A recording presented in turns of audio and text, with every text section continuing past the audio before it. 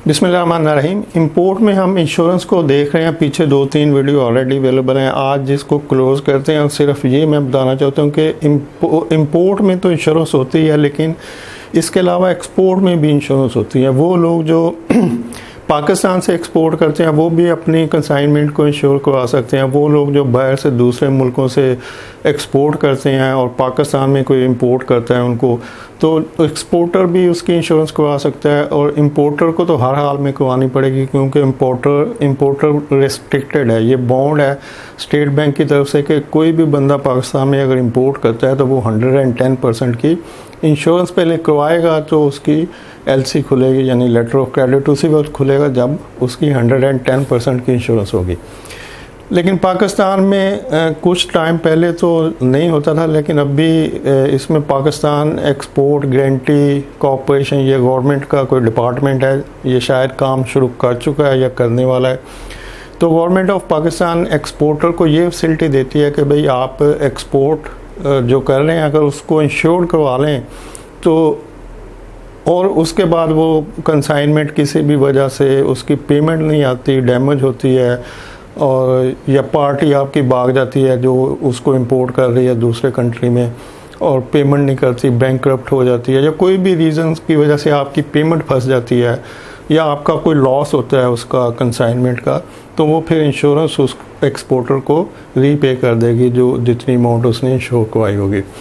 तो ये एक किस्म का इंसेंटिव होता है एक्सपोर्टर के लिए कि वो बेफिक्र होकर एक्सपोर्ट करें, ताकि उनकी जो पेमेंट उस कंसाइनमेंट में लगी है वो सिक्योर रहे। अगर ये सिक्योरिटी ना हो एक्सपोर्टर को, तो फिर बहुत सारे एक्सपोर्टर के पास इतनी अमाउंट होती है कि वो उसमें 1, 2, 3 या कुछ शिपमेंट तैयार को आते हैं, भिजवाते हैं, फिर पेमेंट आती है। फिर हर बिज़नेस में जो फाइनेंस होता है वो इसी तरह से रिवॉल्व हो रहा होता है कि एक लिमिटेड मनी होती है, कैश इन हैंड होता है, वो इन्वेस्ट होता है, फिर उसकी पेमेंट आती है, फिर इन्वेस्ट होता है, फिर पेमेंट, तो ये सर्कल चल रहा होता है। ऐसे में अगर किसी एक्सपोर्टर की एक कंसाइनमेंट भी फंस जाए कि उसका जो बायर है, इंपोर्टर है दूसरे मुल्क में, वो बैंकक्रप्ट हो जाता है, वो भाग जाता है, कंपनी छोड़ देता है, या कुछ और वजह से उसकी पेमेंट स्टॉप हो जाती है और वो पेमेंट एक्सपोर्टर को नहीं मिलती पाकिस्तान में, तो फिर वो बंदा एक्सपोर्टर तो गया, क्योंकि उसके पास उतना ही था जो वो लॉस में चला गया। तो उस लॉस से बचने के लिए फिर एक्सपोर्टर भी इंश्योरेंस करवा रहा होता है और करवा सकता है। और इंपोर्टर तो हर हाल में करवाएगा, क्योंकि इंपोर्टर के लिए रिस्ट्रिक्टेड है कि आपने लाजमी करवानी है। एक्सपोर्टर के लिए रिस्ट्रिक्टेड नहीं है। एक्सपोर्टर सिर्फ अपने रिस्क को कवर करने के लिए करवा सकता है। उसकी मर्ज़ी है करवाए, उसकी मर्ज़ी है ना करवाए, ये उस पर डिपेंड करता है। लेकिन अगर करवाएगा तो उसका रिस्क कवर हो जाएगा, और वो अगर पेमेंट किसी वजह से प्रॉब्लम में जाती है या उसकी कंसाइनमेंट प्रॉब्लम में जाती है, तो उसको वो उतनी अमाउंट जो इंश्योर्ड होगी वो वापस मिल जाएगी।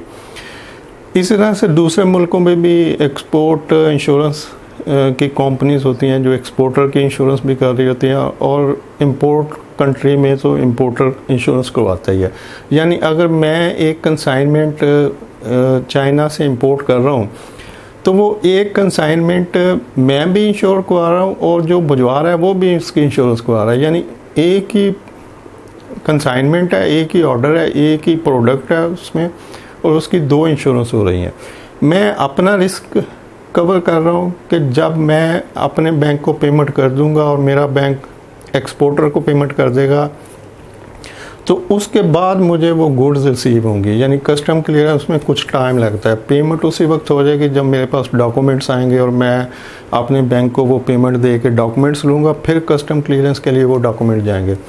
तो इस तरह से मुझे पेमेंट करने के बाद कोई 15-20 दिन या 1 माह के बाद कुछ टाइम लगेगा उसमें कस्टम क्लियरेंस में। फिर कराची भी अगर क्लियरेंस हो रही है तो मेरे डेस्टिनेशन पे आने में, तो वो जो टाइम लगेगा उस वक्त पेमेंट हो चुकी होगी। लेकिन जब मुझे कंसाइनमेंट मिलेगी, वो गुड्स मिलेंगी, मैं उसको खोलूँगा, पैकेज को देखूँगा, तो उस वक्त वो क्या निकलता है।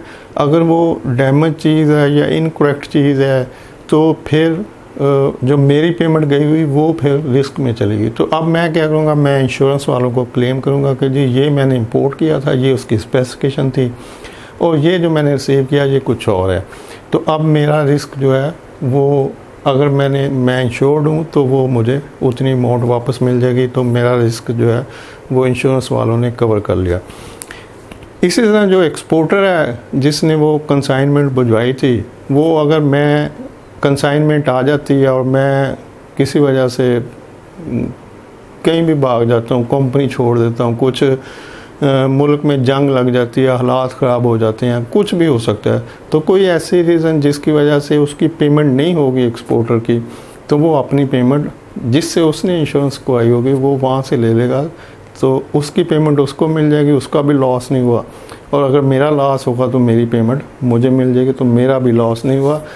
तो इस तरह से इंपोर्टर भी इंश्योरेंस करवा लेता है और वो तो लाजमी करवाएगा, और एक्सपोर्टर भी करवा लेता है अपने रिस्क को कवर करने के लिए। लेकिन एक्सपोर्टर की ऑप्शनल है कि वो करवाना चाहे तो करवाए, अदरवाइज़ वो छोड़ भी सकता है, लेकिन इंपोर्टर को हर हाल में इंश्योरेंस करवानी पड़ती है।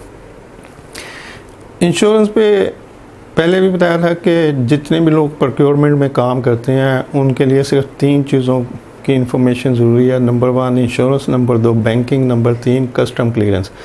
इन 3 चीज़ों के अलावा इंपोर्ट और प्रोक्योरमेंट में कोई फ़र्क नहीं है। वो लोग जो प्रोक्योरमेंट में काम करते हैं वो सारा कुछ वही होता है इंपोर्ट में जो वो कर रहे होते हैं, सिवाय 3 सेगमेंट के। नंबर 1 इंश्योरेंस, नंबर 2 बैंकिंग और नंबर 3 कस्टम क्लियरेंस। बैंकिंग में एलसी वगैरह का प्रोसेस होता है, उसकी अमेंडमेंट्स होती हैं और शिपिंग डॉक्यूमेंट लेने होते हैं, पेमेंट करनी, इस तरह की एक्टिविटी। तो इंश्योरेंस को हम यहाँ पे क्लोज करते हैं। नेक्स्ट बैंकिंग के ऊपर जाएंगे, फिर कस्टम क्लियरेंस के ऊपर। तो ये जब 3 टॉपिक पे आपके पास काफ़ी नॉलेज या इंफॉर्मेशन होगी तो इससे आपको आसानी होगी कि जो लोग प्रोक्योरमेंट में काम कर रहे हैं वो कह सकते हैं कि जी मुझे इंपोर्ट का भी इन्फॉर्मेशन है या नॉलेज है, या जिन्होंने थोड़ा सा काम किया हो तो वो एक पूरे प्रोसेस को अंडरस्टैंड कर सकते हैं। थैंक यू, अल्लाह हाफिज़।